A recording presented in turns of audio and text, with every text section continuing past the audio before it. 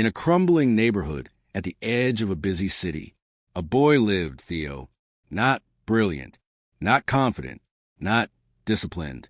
His parents were working hard, doing odd jobs to meet their needs.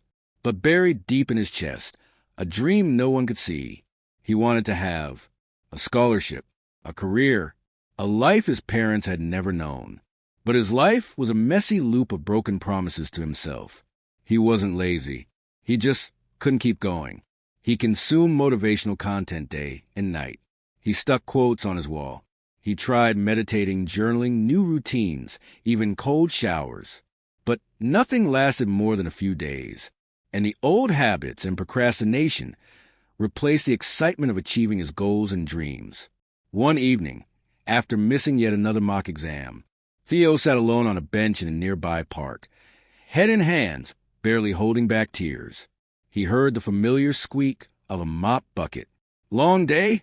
came a gentle voice. It was Mr. Halay, the park sweeper, gray-bearded, quiet, mysterious. No one really knew who he was, but people had seen him once or twice, sweeping the paths, fixing a broken tap, then disappearing for days. His eyes carried the calm of someone who had seen too many storms. His face kind and gentle, sometimes wearing a deep, meaningful smile. Theo was already broken inside. He spoke in frustration. "I'm not lazy. I swear I'm not." "Then what are you?" Mr. Halay asked softly. "Tired. Guilty. A procrastinator. I want to achieve my goals. I just can't stay on track. I've tried everything but failed." Mr. Halay sat beside him. "Let me tell you something, son," he said. "Motivation is a guest. It knocks loud, but it never stays. Discipline is a tenant. It pays rent daily without noise." Theo looked at him, unsure. Mr. Halay pulled out a crumpled paper from his pocket. With a pen, he sketched a triangle floating in water.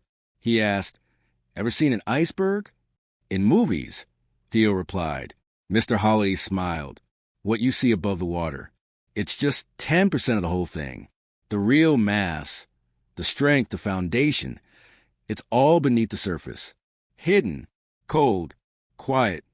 He tapped the bottom part of the drawing. "Success is like this.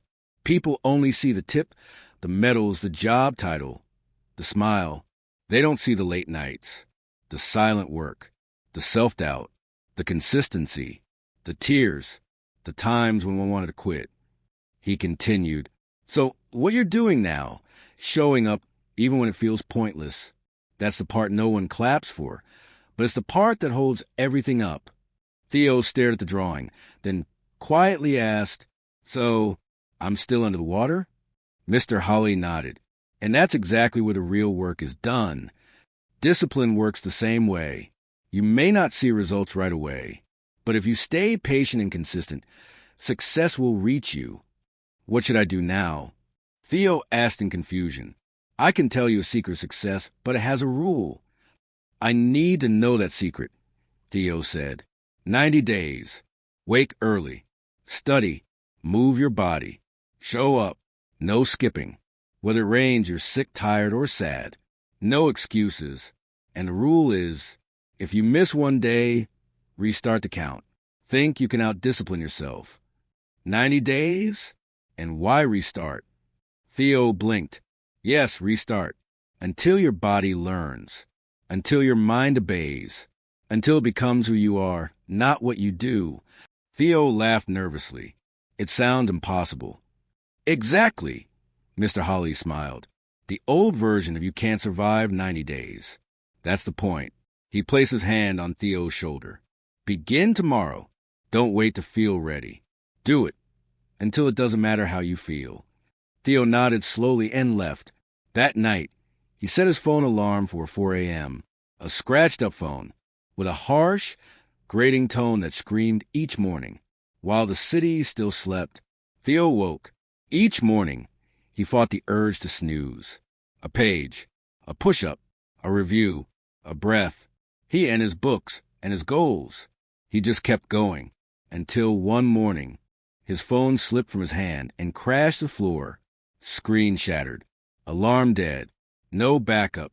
No money for a new one. At first, he panicked. How will I wake up on time? The first day, he woke at 7 a.m. Second day, 6:30 a.m. He was losing time, losing rhythm. He found Mr. Halay at the park and told him about the broken phone. The alarm died. So, did my future, Theo muttered. Mr. Halay chuckled. Things break. Futures don't. Not unless you break first. After a pause, he asked, Ever heard of a man who trained his mind to wake up before the sun? No alarm, no tricks? That's impossible, Theo replied. So, you're giving up before even trying? Mr. Halay asked. He then handed Theo another challenge. Start tonight. Go to sleep, telling your mind the time you want to wake up. 4 a.m. Say it. Feel it. Repeat it. Then just trust yourself. That's it. Theo asked. That's the beginning, Mr. Halay replied. Theo blurted. How do you know all this? You talk like someone who's lived 100 lives. Mr. Halay's eyes softened. You know, he said, some people clean floors, some clean minds.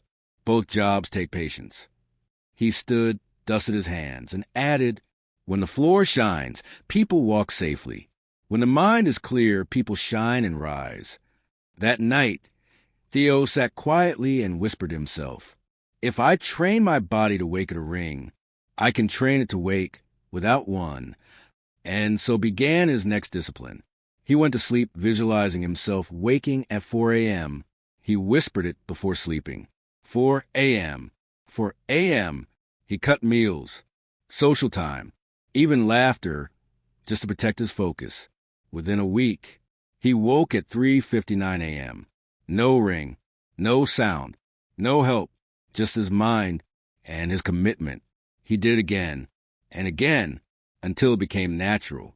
He started believing he no longer needed motivation. He had become something else. A machine? No, a believer in his own capacity. Over time, Theo started applying the same discipline everywhere. He created a study routine, even when results didn't show. He stopped chasing perfect conditions and started building habits. He didn't just wake early. He stayed awake in his goals. He didn't become a genius or the smartest one. He didn't top every exam, but he had become someone else. Steady, quietly powerful, unshakable, the most consistent, the most disciplined. Years later, Theo stood on a university stage, medals around his neck, giving a speech. I used to believe I needed motivation to succeed, he said, but I learned from a stranger who swept the park and from a broken phone. That success doesn't come from how you feel. It comes from what you repeat. As the applause thundered, Theo scanned the crowd, looking for Mr. Halay's face. He saw him, smiling calmly from the back row, but when he rushed after the ceremony to find him, the man had vanished. A week later, a letter arrived at Theo's dorm. Inside was the same paper sketch of the iceberg, and a short note, the mind is a clock. Keep it disciplined and it will wake the world. See you soon. H. Theo smiled. He understood. Mr. Halay wasn't just a sweeper. He was a guardian of minds, a mentor, a traveler who appeared when someone was ready to awaken. And now, Theo knew it was his turn to pass the legacy on. Theo not only learned but lived a lesson that motivation is loud. Discipline is silent. Motivation pushes you once.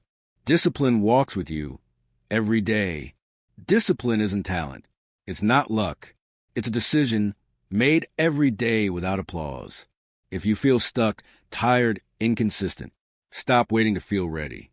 Start training your mind brick by brick, day by day, not just to wake up earlier, but to rise fully into the person you're meant to be.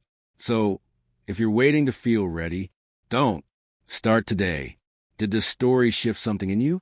Drop a comment if you're ready to break the cycle. Like and subscribe for more thoughtful, empowering stories.